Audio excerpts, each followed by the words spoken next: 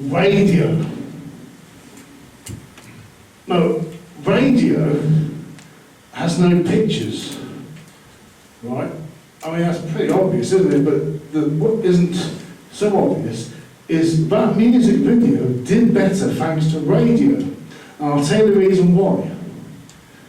When you contact a radio station, they usually have a show on there. It could be a weekly show, and it's hosted by a DJ. And if that person picks your song and goes, I want you on a Friday night show, and you send a nice email, put a little bit about yourself, where you're from, what you do, make sure it's recorded well, make sure it's your best, always send your best stuff. And then I had a little photograph, and I put a video in it, a little YouTube link, like you said, YouTube link. And you know what? They didn't just play the song, they talked about it, because there was so much for them to talk about.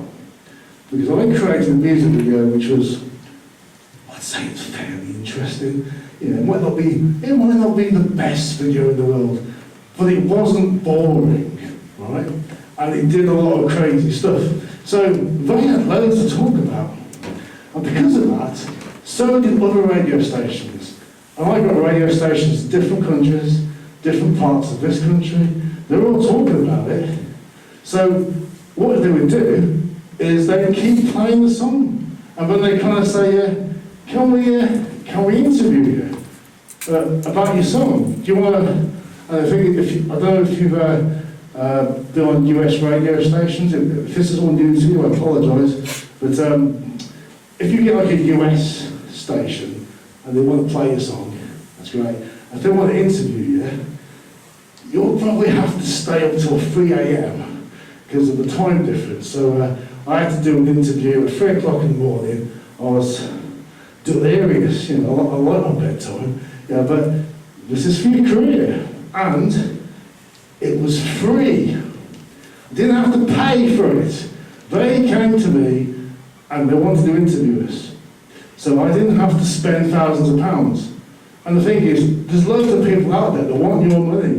They don't care about your songs, they just want your money. So it's nice when you have done something and people are really interested in you as an artist and they want to talk to you about it. And you know what? We're not all great under pressure on a microphone. And you might go, I don't do interviews, that's not my kind of thing. It's like shoegazing, really.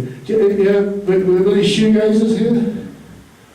Well, see, that's a term I've learned recently. Because shoegazers is like, well, no, when we play the gigs, you get those people, they look at their feet, and they're called shoegazers, right? I'm not taking the mickey, this is something I learned, right? But the reason why they do that, Nick, is because it's really stressful having to look at the audience. Because they've got all this complicated stuff like music to play. They can't look the audience in the eye. So they call them shoegazers. I only found out about this a few months ago. But the thing is, it's almost like a foot fetish. It's very narcissistic to me, right?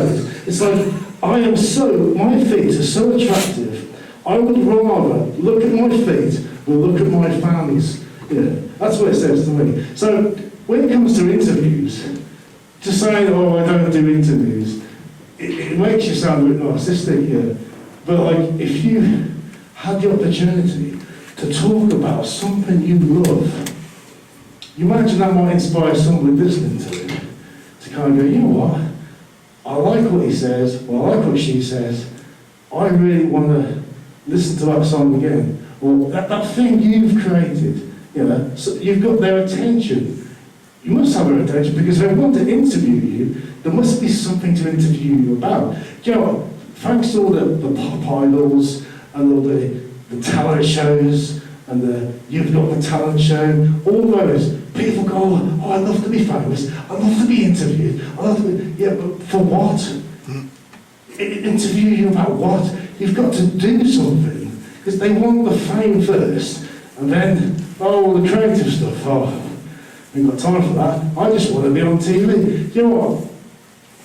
I shouldn't be on TV. unless I've done something that's worthy of it. And that's the thing, because lots of people crave this attention. I want attention, I want everybody to know I am. You know what? That's justified if you've got something worth seeing, hearing, and that can inspire people. And that's, I'm not saying this about me, I'm saying about all you guys. All your brilliant ideas, brilliant in your head, but you need the world to see them. Now, how do we do that? And like I said, I had to spend 2.5 years trying to make weird shapes out of clay to get radio play in different countries, which I wouldn't have believed. I mean, it's radio. Who the hell's going to be interested? But they've got something to talk about, and it's a talking point. And do you remember right at the start, I said a great story.